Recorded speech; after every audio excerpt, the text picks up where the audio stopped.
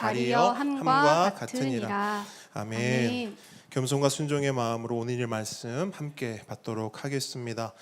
오늘은 지난주에 말씀드린 대로 복음을 전하도록 하겠습니다. 복음을 전하는 이유, 복음을 전해야만 하는 이유는 분명합니다. 따라합니다. 전해야 들을 수 있고, 들어야 믿음으로 고백할 수 있다. 이것이 복음을 전해야만 하는 이유입니다. 여러분, 이게 성경의 원리거든요. 복음은 혼자 스스로 깨달을 수 있다 없다. 혼자 스스로 깨달을 수 있다 없다. 없다.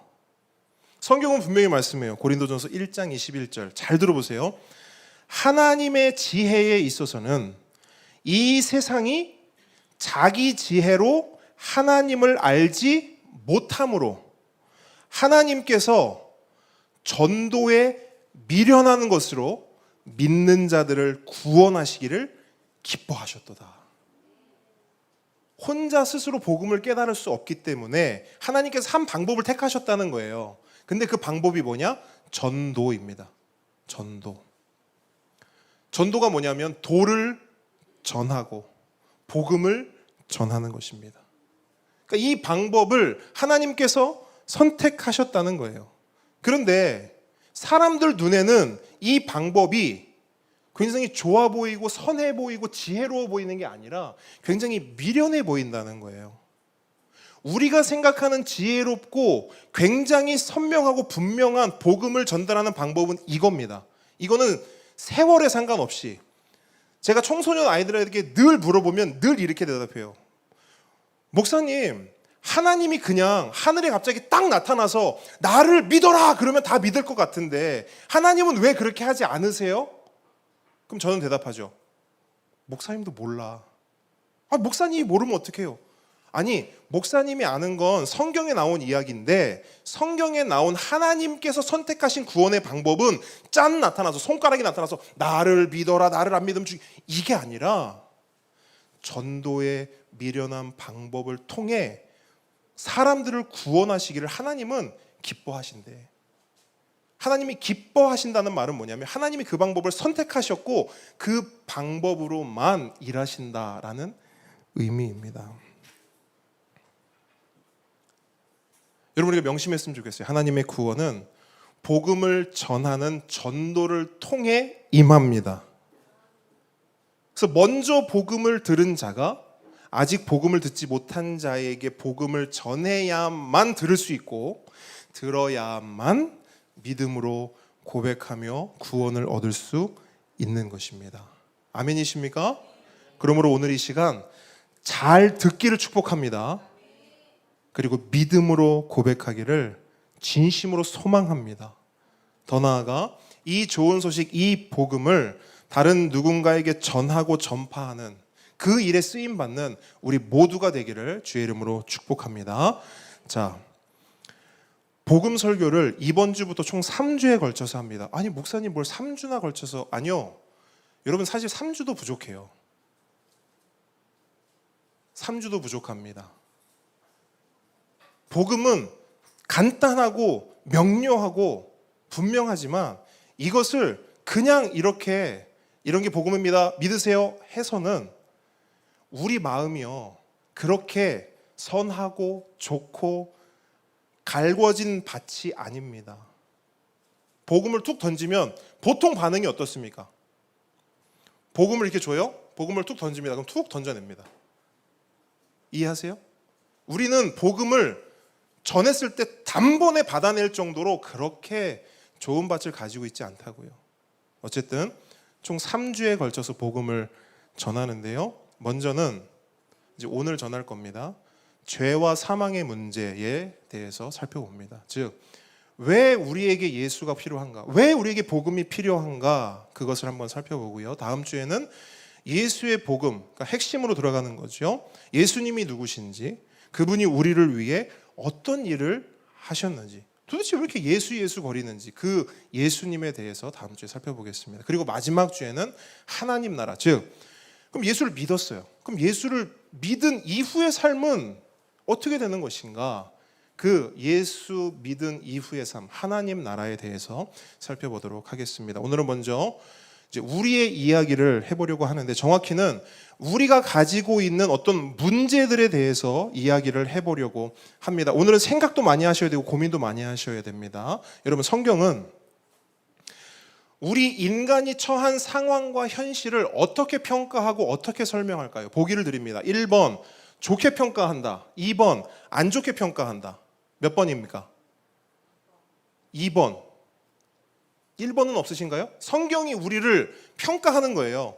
너희 인간은 이런 존재야 라고 하는 평가. 1번은 좋게, 2번은 안 좋게. 몇 번이에요? 대답을 해주십시오. 1번이에요? 2번이에요? 2번. 2번이에요. 성경은 우리를 안 좋게 평가합니다. 그런데 보통 안 좋게 평가하는 게 아니고 상당히 안 좋게 평가합니다. 그걸 한 단어로 말하면 따라합니다. 비참함. 예. 성경은 우리에게 말해요. 너희들 비참해. 이렇게 표현해요. 비참이 뭐냐면 슬플 비에 참혹할 참이에요. 그러니까 우리 인간이 더 할 수 없이 슬프고 끔찍한 상태에 있다라는 거예요. 이것이 성경이 평가하는 우리의 모습, 우리의 현실입니다. 물론 이렇게 말씀을 드리면 이 말에 선뜻 공감이 안 될 수도 있습니다. 왜냐하면 우리는 그렇게 비참하게 살지 않거든요. 어떤 면에서 우리는 충분히 잘 살고 있거든요. 물론 힘들 때도 있죠. 어려운 일이 생길 때도 있어요. 하지만 비참하다라고 말할 정도의 삶을 우리는 살고 있지 않습니다. 그래서 많은 사람들은 성경의 이러한 평가에 대해 당신은 비참해, 여러분은 비참합니다라고 하는 이 성경의 평가에 대해 상당히 기분 나빠합니다. 상당히 기분 나빠해요. 아니, 난 지금 충분히 잘 살고 있는데, 난 지금 행복한데 갑자기 와가지고 뭐 비참하다느니, 죄인이라느니, 죄를 용서받아야 된다니, 회개를 해야 된다느니, 기분이 상당히 안 좋은 거예요. 그렇다면 여러분, 한 가지 질문을 던져보겠습니다. 좀 질문의 화두를 바꿔서 행복에 대해서 한번 질문을 해보려고 하는데요. 질문을 듣고 속으로 한번 생각을 해보십시오. 우리 보배들도 잘 들어보세요. 우리 보배들도 목사님 이야기를 잘 들어보세요. 질문할 거예요. 질문은 이겁니다. 사람은 과연 행복할 수 있을까? 우리 보배들은 다 이러고 있어요. 여러분, 사람은 과연 행복할 수 있을까? 네. 보배들이 끄덕인 것처럼 아마 대부분 속으로 생각했을 때 행복할 수 있지. 그럼 다시 한번 제가 물어볼게요. 우리 보배들 잘 들어보세요. 행복할 수 있죠? 이렇게 했어요. 그러면 어떻게 해야 행복할 수 있을까요? 우리 연장자분들이 먼저 한번 말씀을 해주시겠어요? 오래 살아오셨잖아요. 살아보니까 이렇게 하면 행복을 찾을 수 있더라.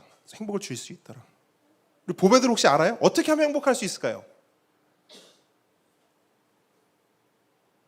은서, 어떻게 하면 행복할 수 있을까요? 좋아하는 것을? 자기가 좋아하는 것을 하면. 맞아요, 여러분? 네. 또 뭐가 있을까요? 네. 로이 좋아요. 친구가 선물을 줄 때 행복해요. 여러분, 만약에 제가 이 자리에서 여러분이 마음껏 행복할 수 있는 방법을 한번 이야기해 보세요 하면 아마 수십, 수백, 수천 가지가 나올 수도 있을 겁니다. 어떤 사람은, 잘 들어보세요. 나는 어떤 데서 행복을 찾는지 잘 들어보세요. 어떤 사람은 화목한 가정이나 인간관계, 뭐 그게 많은 인간관계든 깊은 인간관계든 어떤 화목한 가정이나 어떤 인간관계에서 행복을 찾습니다. 그런 사람이 있을까요? 네, 있어요.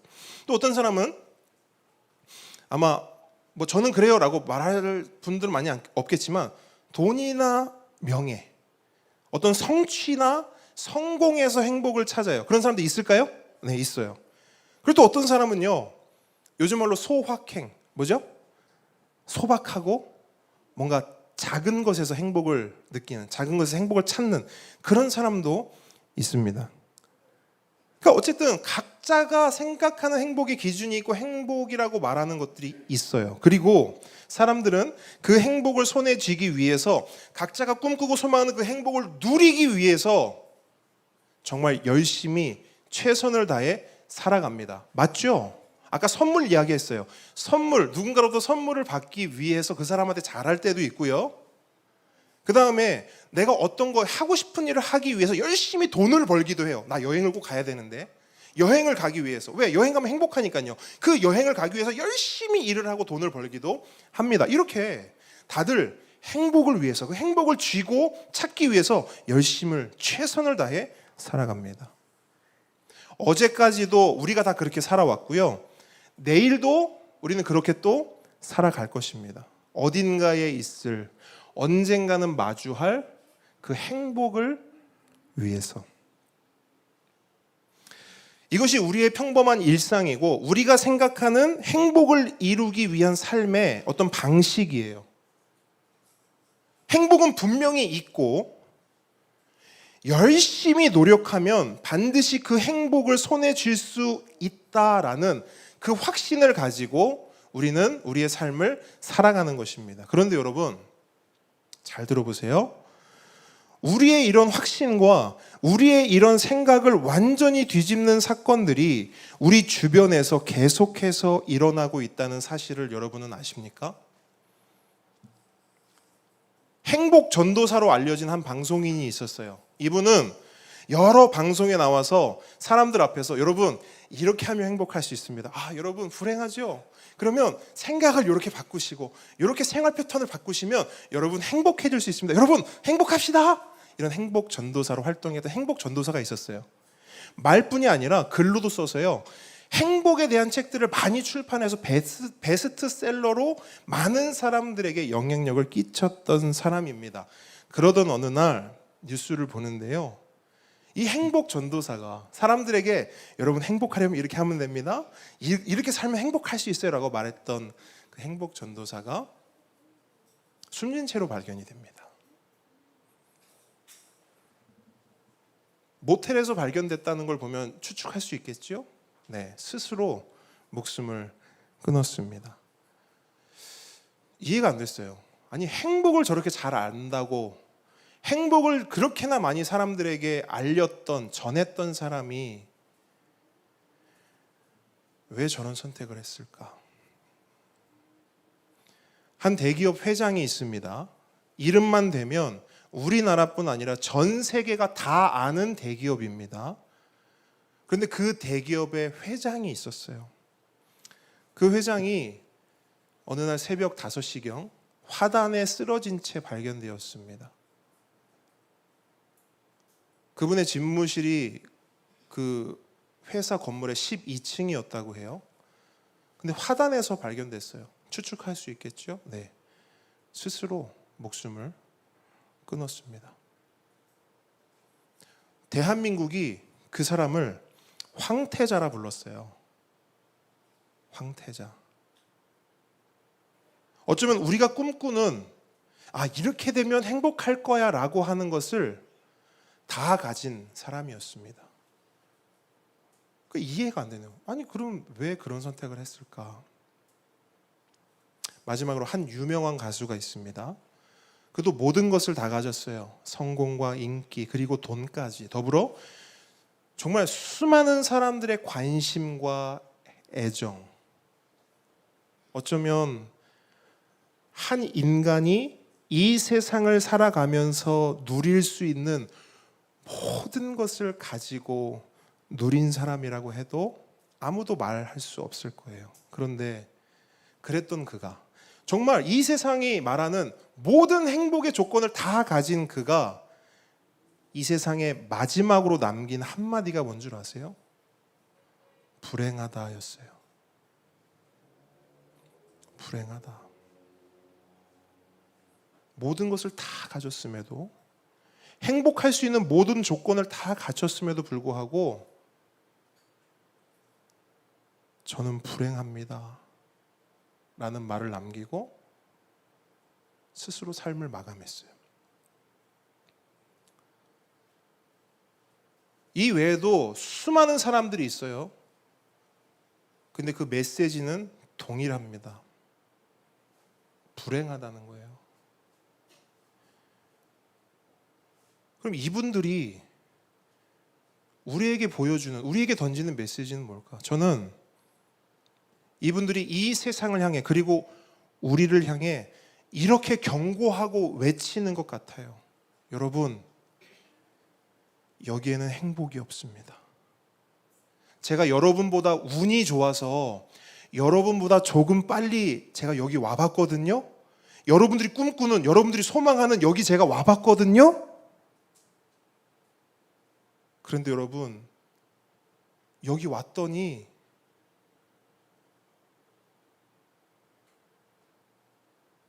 여기에는 행복이 없었습니다. 우리가 꿈꾸고 우리가 바라는 행복, 여기에는 없었습니다. 그러니 얼른 돌아가십시오. 저도 어디로 가야 할지는 모르겠습니다, 여러분. 그런데 여러분, 빨리 돌아가십시오. 여기는 아닙니다. 여기에는 행복이 없습니다. 저는 이렇게 외치는 거라고 봐요. 여러분, 얼마나 허무하고 절망스러웠을까요? 모든 사람이, 온 세상이 그래, 저걸 손에 쥐면 진짜 행복할 거야 라고 말했거든요. 저거야, 저거만 있으면 행복할 수 있어. 분명히 사람들이 다 그렇게 얘기했거든요. 근데 정작 그걸 손에 쥐었더니 행복하지 않은 거예요. 그 허무함, 그 절망감. 다시 한번 묻습니다. 여러분, 어떻게 하면 행복할 수 있을까요? 정말 여러분이 생각하는 그것을 가지면 행복할 수 있을까요? 여러분들이 꿈꾸는 그것을 이루면 행복할 수 있을까요? 거기 도착하면 행복할 수 있을까요? 세상은 우리에게 말해요. 행복할 수 있다고. 잘 들어보세요. 세상은 우리에게 말합니다. 행복할 수 있어. 그걸 손에 쥐면 행복할 수 있어. 그걸 이루면 행복할 수 있어. 그래서 세상은 우리를요, 부추겨요. 계속 부추깁니다. 우리가 태어나면서 죽을 때까지 세상은 우리를 계속 부추겨요. 끊임없이. 자, 이 장난감을 가지세요. 이 장난감을 가지세요, 보배들. 그럼 행복할 수 있어요. 엄마에게 사달라고 하세요. 정말 행복할 수 있어요. 우리 보배들, 큰 보배들, 이런 대학에 가세요. 은찬이, 민우, 이런 대학에 가세요.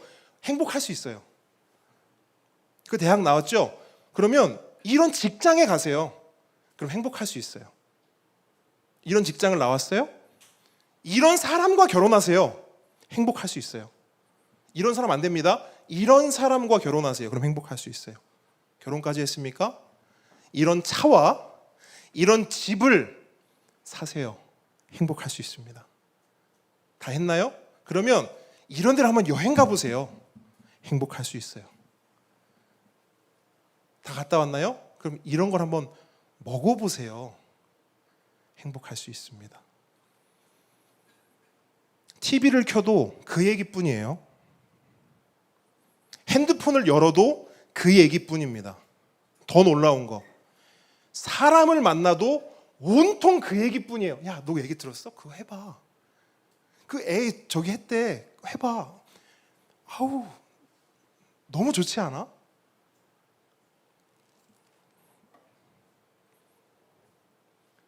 저만 느끼는 건가요? 정말 그래요, 여러분.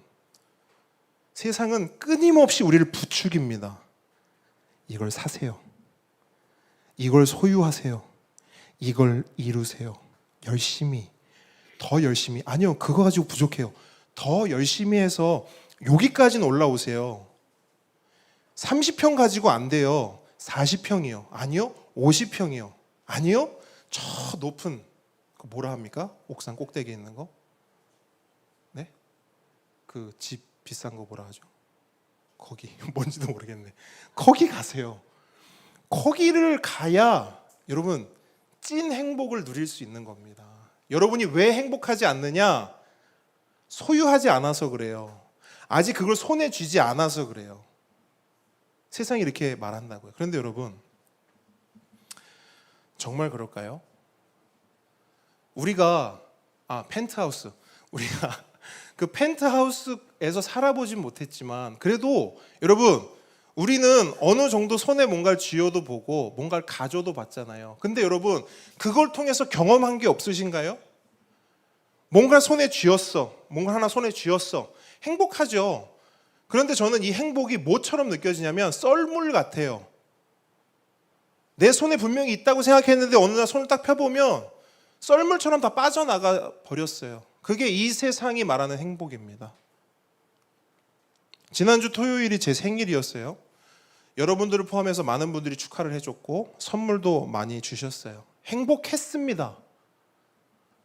행복했다고요. 제가 뭐로 얘기하고 있어요? 과거형으로 얘기했죠. 행복했었어요. 지난주 토요일 때문에 난 지금도 행복합니다. 앞으로도 계속 행복합니다. 이런 사람은 있을 수 없어요. 네, 우리는 행복할 수 있죠. 그런데 그것은 썰물과 같아서 시간이 조금만 지나면 그 행복은 어느새 물러갑니다. 세상이 말하는 행복은 이런 거예요. 유통기한이 있는 행복입니다. 맛있는 거 먹잖아요. 반나절 행복합니다. 반나절. 여행 가면 여행 가 있는 며칠 동안 행복해요. 새 핸드폰 사면 보통 일주일, 길면 보름 가더라고요. 새 차는요. 새 차를 샀어요. 한두 달 정도. 그렇죠? 새 집은 어떨까요? 아직 집을 사보진 못해서 모르겠지만 어쨌든 새 집을 이사 가거나 새 집을 사면 한 몇 달 행복할 수 있겠죠. 뭘 말하고 싶은 거냐면 세상이 말하는 것처럼 뭔가를 가지고 소유하고 이룬다 한들 행복할 수 있다 없다? 없다라는 겁니다. 그걸 제가 말씀드리고 싶은 거예요. 그럼 이제 질문을 한번 바꿔보죠. 방금 전까지는 어떻게 하면 행복해질 수 있을까? 근데 어떻게 해도 행복해질 수 없다라는 결론에 도달했어요. 그럼 또 다른 질문을 한번 해볼게요. 왜 그럴까요? 왜 행복할 수 없을까요? 여러분, 우리는 왜 행복할 수 없죠? 죄송합니다. 혹시 나 행복한데 라고 생각하시는 분들께 죄송해요. 왜 행복할 수 없죠? 우리는 다 원하잖아요. 여러분, 행복을 원하세요? 불행을 원하세요? 행복을 원해요. 모든 사람은 행복을 원합니다. 그래서 열심히 살고요, 노력하고요, 애를 씁니다. 왜? 행복하고 싶으니까요. 근데 왜 행복할 수 없냐고요? 왜 행복하지 않냐고요? 다들 열심히 사셨잖아요. 왜 행복하지 않습니까?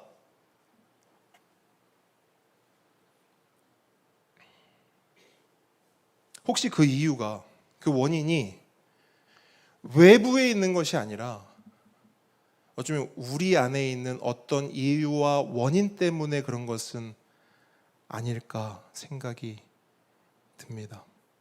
그러니까 우리 안에 문제가 있으니까 뭘 해도, 뭘 소유해도 끊임없이 불행한 것이죠. 원인은 여기 있으니까. 놀랍게도 여러분, 성경은 우리에게 그 이야기를 들려줍니다. 우리가 행복할 수 없는 이유를요. 우리가 행복할 수 없는 이유가 뭐냐? 성경은 딱 한마디로 말해요. 죄 때문이야. 이렇게 말해요. 죄. 바로 그 죄가 우리의 행복을 가로막는 첫 번째 비참함이다라고 성경은 말합니다. 아니 그럼 죄가 뭐길래 우리의 행복을 막는가? 이해를 돕기 위해서요. 이 죄라는 단어를 악으로 한번 바꿔볼게요. 악. 악이란 뭘까요? 악. 악은 그냥 개념적으로 보면 선의 반대입니다. 맞습니까? 악은 선의 반대예요. 그럼 선이 뭐냐? 선은 따라합니다. 순리이고 바른 것이며 정상적인 것이다. 네, 선은요 한마디로 좋은 것입니다. 보시기에 좋았더라. 성경이 말하는 선은 이거예요. 보시기에 좋았더라. 처음 상태. 곧 하나님께서 만드신, 하나님께서 손대신, 하나님께서 함께 하시는 그 상태가 선입니다. 아주 좋은 것이지요. 그럼 선의 반대인 악은 무엇인가? 순리가 아니고 영리입니다. 역행하는 것이고요, 바르지 않은 것이고요, 비정상적인 것입니다. 한마디로 좋지 않은 것입니다. 보시기에 좋지 않았더라. 성경이 말하는 악은 이거예요. 그러므로 악은 어떤 행위나 존재라기보다는 방향과 위치의 개념입니다. 저를 보세요. 선을 반대하고 선과 다른 방향을 향하며 선과 대척점에 있는 것, 한마디로 선을 떠난 것이 악입니다. 이게 성경이 말하는 선악의 개념이에요. 그래서 이 상태, 이 떨어진, 떠나온 상태, 이 간극, 이 상황이 성경이 말하는 악이고 죄입니다. 그냥 이 자체가 악이고 죄예요. 그래서 성경을 보면 오직 하나님만이 선하시다 이렇게 말씀하거든요. 아시죠? 주님은 선하시다 이렇게 말해요. 근데 그 말은 우리가 이렇게 느낄 수 있어요. 아, 하나님 착한 분이구나. 그런 개념이 아니에요. 하나님은 선하시다. 이 말은 뭐냐면 하나님은 절대선이라는 거예요. 하나님만 선하시다는 거예요. 그렇기 때문에 하나님만 선하시기에 하나님을 떠나서는 그 누구도 그 무엇도 선할 수 있다 없다? 없다. 이게 성경이 말하는 선악의 개념입니다. 넌 나쁜 일을 했으니까 악이야. 아니요. 넌 마음씨가 나쁘니까 악이야. 아니라고요. 성경이 말하는 선악은 절대 선이신 하나님을 떠난, 하나님으로부터 떨어진 모든 존재는 다 악인 거예요.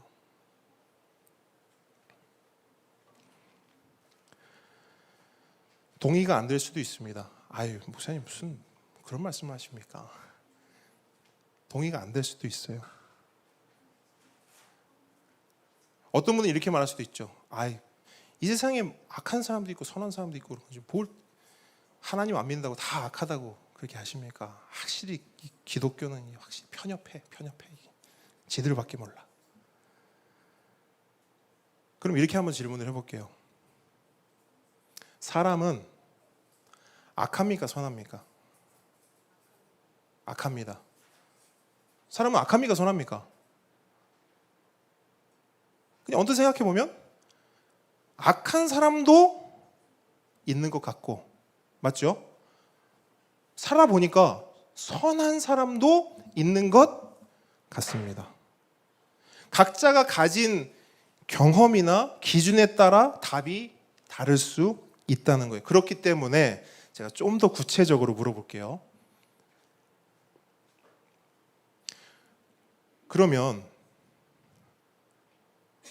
나는, 여러분은 선한 사람입니까? 악한 사람입니까? 자기 자신에게 물어보세요. 나는 악한 사람인가? 선한 사람입니까? 제가 여러분의 속을 모르죠. 근데 여러분은 여러분의 속을 알죠. 그죠? 나는 아는 거예요. 내가 어떤 사람인지. 겉으로는 감출 수 있다 없다? 있어요. 가면 쓸 수 있다 없다? 있어요. 흔히들 얘기하잖아요. 직장 갈 때 쓰는 가면 있고 교회 갈 때 쓰는 가면 있고. 근데 그 가면이 언제 다 벗겨집니까? 집에 오면, 편안하면, 아무도 없으면. 그 가면을 쓸 필요가 없기 때문에 모든 가면을 다 벗죠. 무슨 말이냐면 겉으로는 잘 감추고 숨겨서 다른 사람들은 숨길 수 있어요. 근데 나는 숨길 수 있다. 나를 속일 수 있다 없다? 없다라는 거예요. 그러니까 나는 알아요. 내가 어떤 생각을 하며 사는 사람인지, 어떤 마음을 품고 사는 사람인지, 다른 사람을 보면서 어떤 마음을 품고 어떤 미움과 어떤 증오를 가지고 사람을 대하고 하는지. 겉으로는 웃을 수 있죠. 네, 알겠습니다. 이 새끼야. 할 수 있죠.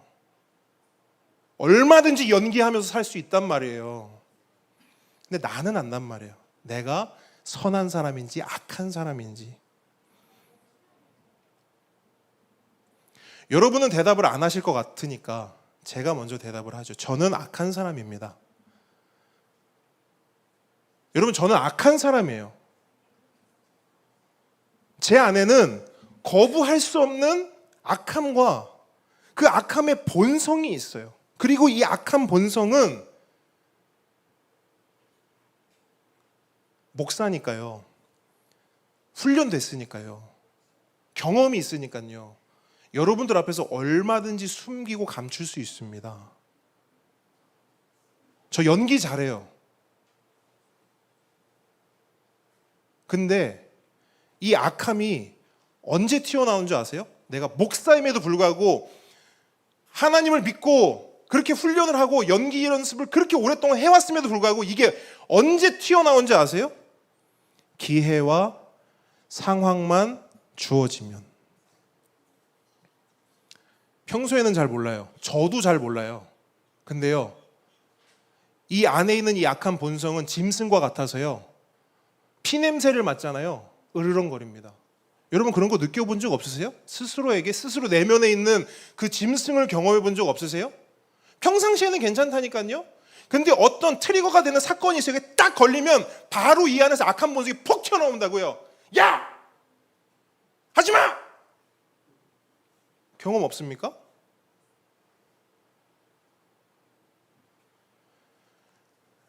여러분, 자리가 사람을 만든다라는 말 들어보셨죠? 그러니까 참 괜찮았던 사람인데 어떤 자리에 오르고 어떤 힘과 권력이 생기면서 안 좋게 변했을 때 쓰는 말이죠. 자리가 사람을 만든다. 근데 저는 이 말을 거부합니다. 전 이 말 틀렸다고 생각해요. 자리가 괜찮은 사람을 나쁘게 만드는 게 아니에요. 저의 지론, 저의 생각은 이렇습니다. 자리는 단지 그 사람의 원래의 모습, 그 안에 악한 본성을 드러나게 할 뿐이에요. 자리가 사람을 바꾸는 게 아닙니다. 자리가 그 사람, 진짜 그 사람을 보여주는 것 뿐이에요. 저는 그렇게 생각해요. 제 경험에 의하면요. 다시 말해서 모든 사람은 어떤 선한 사람 있잖아요. 선해 보이는 사람 있잖아요. 왜 선해 보이느냐? 아직 그 안에 있는 악한 본성을 드러낼 기회와 힘을 가져보질 못했어요. 반대로 그 선해 보이는 사람에게 어떤 기회와 힘과 그 안에 있는 악함을 드러낼 상황만 주어지면 어떤 일이 일어나는가? 네, 자리가 사람을 만든다라는 말을 들을 정도의 악한 모습이 그 사람에게 나타난다는 거예요. 약강강약이란 말을 아십니까? 약한 사람에게는 강하고 강한 사람에게는 약하게 대한다라는 거예요. 직장이나 다른 외부에서 다른 사람들에게는 아주 세상 천사입니다. 선한 사람이에요. 어디 가도 예 알겠습니다. 예 알겠습니다. 그렇게 깍듯하고 친절할 수가 없어요. 근데 그랬던 사람이 집에만 오면 아내고 자식이고 함부로 대합니다. 하대하고 말과 손으로 폭력까지 써요. 희한한 거죠. 아니, 왜 똑같은 사람인데 안과 밖이 다른가? 집 밖에서는 왜 그렇게 하고 집 안에서는 왜 그렇게 하는가? 제가 말씀드릴게요. 집 밖에서는요, 그렇게 할 수 있는 힘이 없어요. 그 사람이 착해서 그러는 게 아니에요. 착해서 예, 알겠습니다. 예, 잘 알겠습니다. 예, 알겠습니다. 착해서 그러는 게 아니고요. 힘이 없어서 그래요. 근데 집에 오면요, 힘이 있거든. 밥상 힘이 있거든요. 무슨 말씀인지 아시겠죠? 제가 뭘 말씀드리고 싶은지.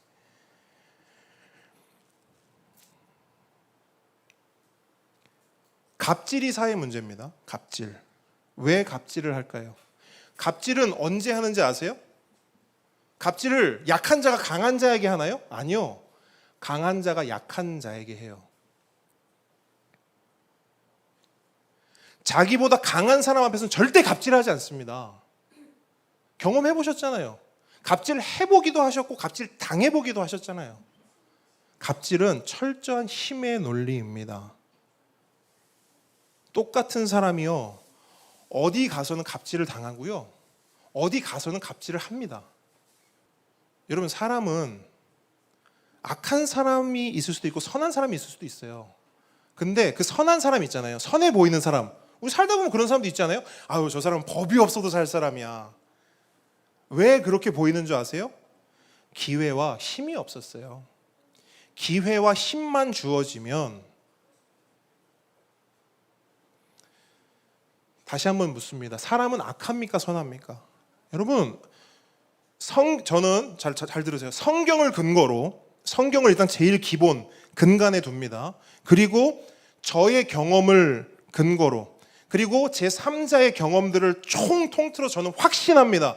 모든 사람은 악합니다. 한 사람도 제외되지 않아요. 모든 사람은 악합니다.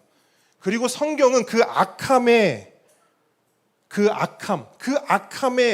본질을 죄라고 말해요. 그러니까 그 악이 죄라고 말해요. 그 사람의 악함 있죠. 모든 사람이 악하다고 말하는 그 악함이 성경은 죄다라고 말합니다. 그런데 성경을 보니까 그 죄 있잖아요. 그 죄는 악함의 그냥 뿌리일 뿐이에요. 뿌리.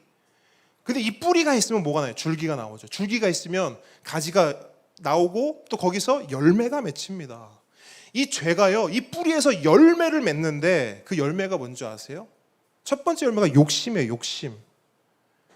우리가 앞에서 행복을 이야기할 때 사람들이 어떤 소유에서 행복을 찾을 때가 많다는 것을 봤습니다. 돈이 많으면 행복할 텐데, 좀 더 큰 차가 있으면 행복할 텐데, 좀 더 큰 집이 있으면 행복할 텐데, 좀 더 좋은 대학, 좀 더 좋은 직장을 가지면 행복할 텐데, 바로 이 부분이 문제라는 거예요. 왜 문제냐?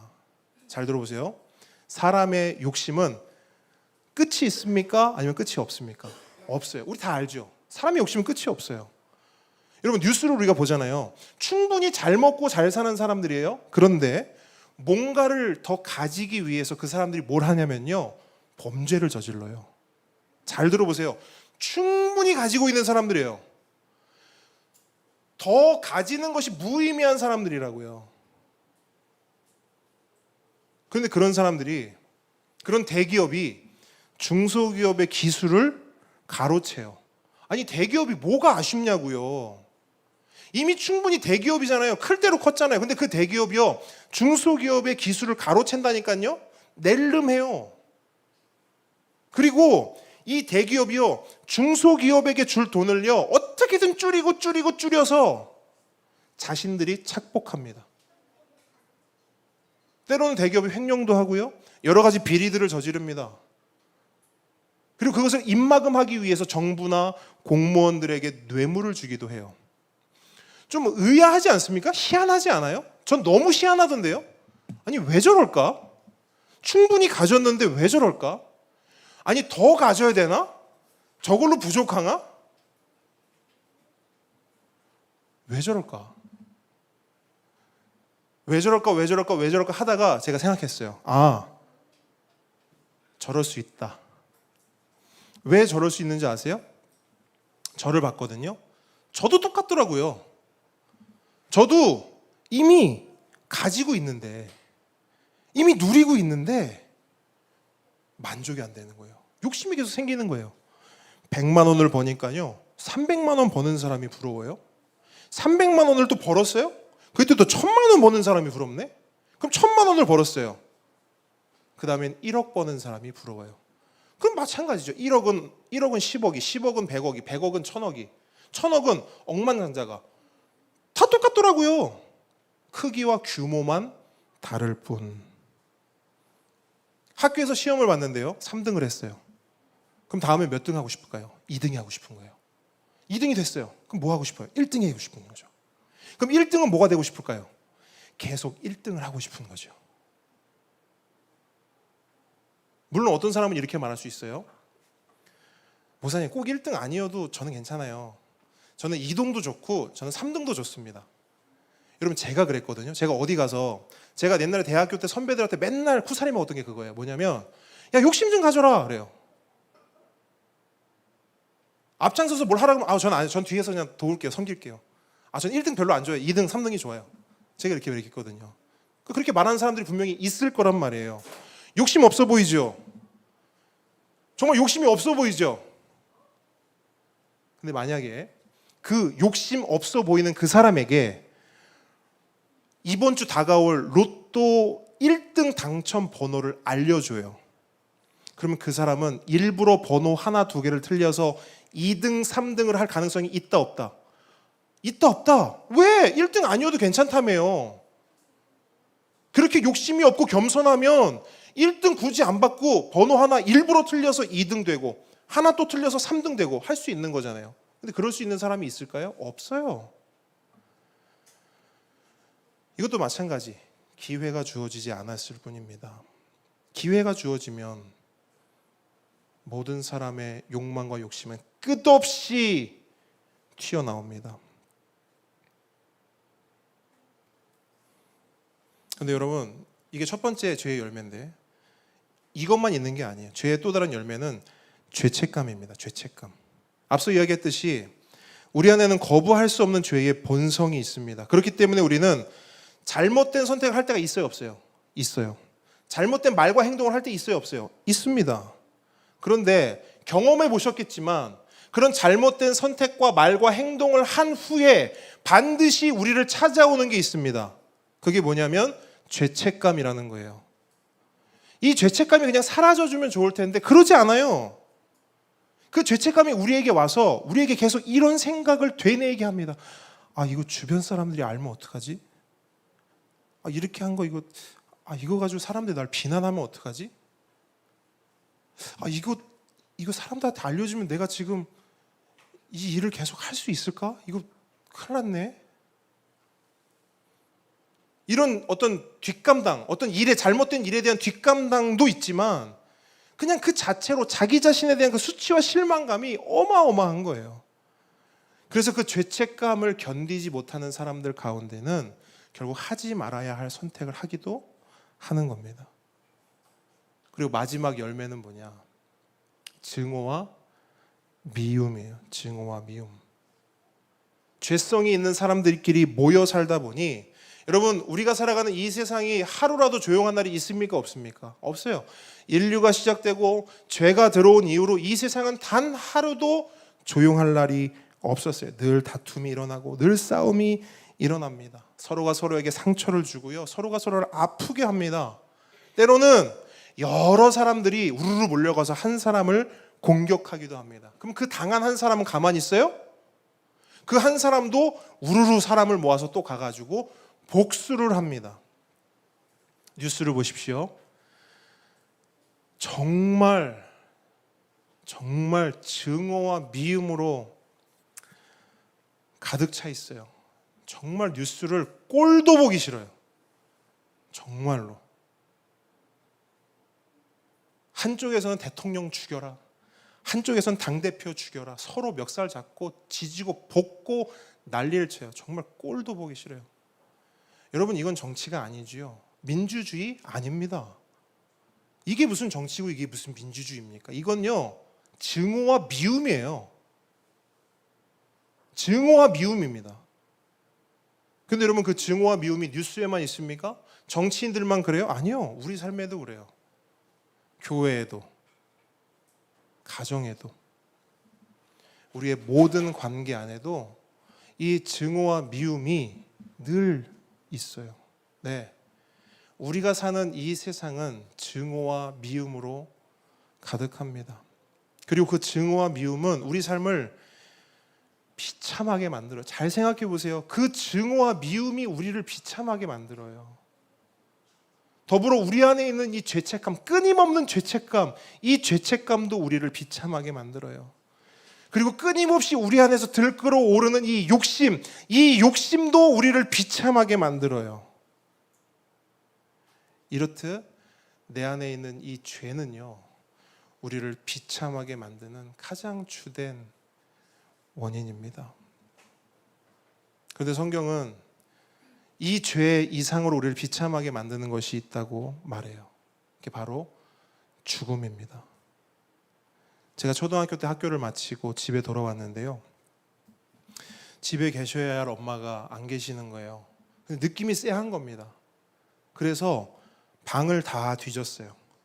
그리고 나서 맨 마지막에 화장실 문을 딱 열었는데 거기에 엄마가 쓰러져 있는 거예요. 그때 상황이 지금도 또렷이 기억하는데 그 쓰러져 있는 엄마를 보자마자 무슨 수도꼭지를 튼 것처럼 눈 앞이요, 눈물로 꽉 차서 앞이 안 보이는 거예요. 그리고 손이 벌벌벌 떨리고 다리가 다다다다 떨리는 거예요. 그 상황을 목격했을 뿐인데 그 두려움과 슬픔이 지금도 너무 선명하게 느껴져요. 무엇에 대한 두려움과 슬픔일까요? 죽음이에요. 죽음의 그림자를 경험한 겁니다. 인터넷에서 이런 글을 본 적이 있어요. 7살짜리 아들이 갑자기 울면서 아무것도 하지 않더래요. 엄마가 물었어요. 왜 이렇게 울어? 그러니까 대답도 안 하고 계속 울어요. 계속 울고 있어요.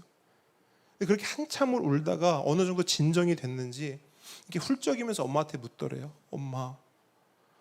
엄마도 죽어? 이렇게 묻더래요. 아마도 그 어린아이가 죽음이라는 것을 처음으로 인지하고 마주한 것 같아요. 그래서 그렇게 울었던 겁니다. 그래서 엄마는 그 아이를 폼에 쿡 안고 이렇게 말해줍니다. 아들, 지금은 아닌데 언젠가는 엄마도 죽어. 근데 엄마만 죽는 게 아니야. 이 세상 모든 사람들은 다 죽어.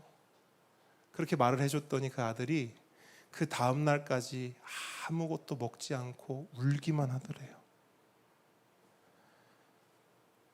그 아이에게 있어서 난생 처음으로 경험하는 엄청난 크기의 두려움과 슬픔이었을 거예요. 그런데 여러분, 그 두려움과 슬픔이 그 아이에게만 있습니까? 아니죠.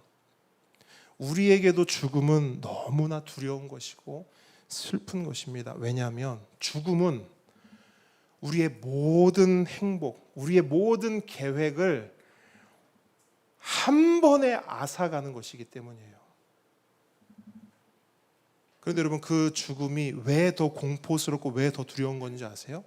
첫째, 그 죽음이 언제 올지 몰라요. 언제 죽을지 아는 분 계세요? 없어요.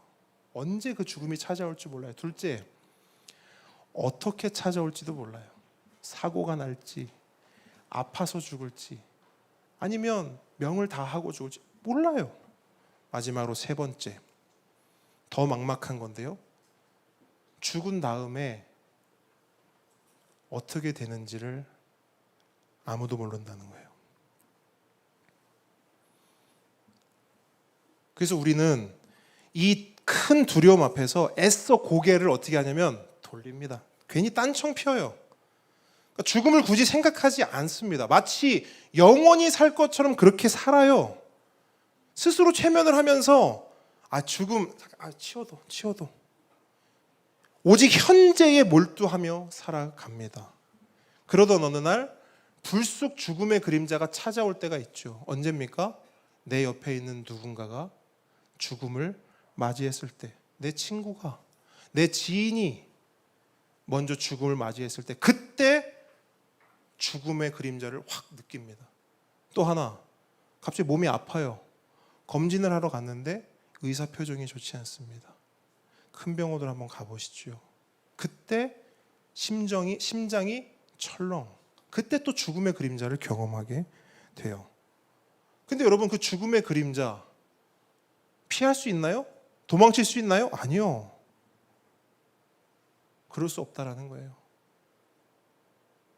이 죄와 죽음의 문제가 우리를 비참하게 만들고 불행하게 만드는 것입니다. 설교를 마무리합니다. 다시 처음으로 했던 질문을 다시 한번 드려볼게요. 여러분, 사람은 행복할 수 있을까요?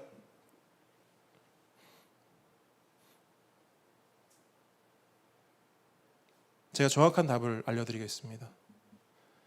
불가능합니다. 우리는 행복할 수 없어요. 왜?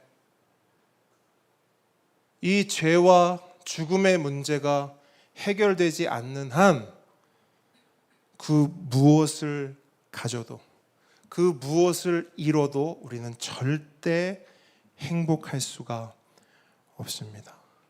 절대 행복할 수가 없어요. 이 본질적 문제가 해결되지 않고는.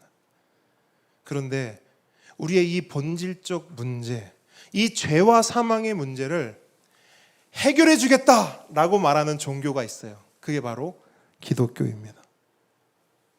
다 해결되었다라고 말하는 메시지가 있어요. 그게 바로 복음입니다.